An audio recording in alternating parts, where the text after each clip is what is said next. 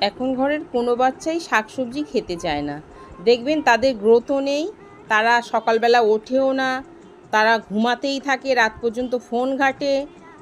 কিন্তু এটা করা উচিত নয়। সকাল সকাল উঠতেও হবে, শাক সবজি বনে যা রকম যা যা শাক সবজি হয় ওইগুলোতে যা ভিটামিন আছে, কিন্তু আমাদের মাছ মাংসে অত ভিটামিন নেই। কিন্তু বাচ্চারা তো একদমই খেতে চায় না।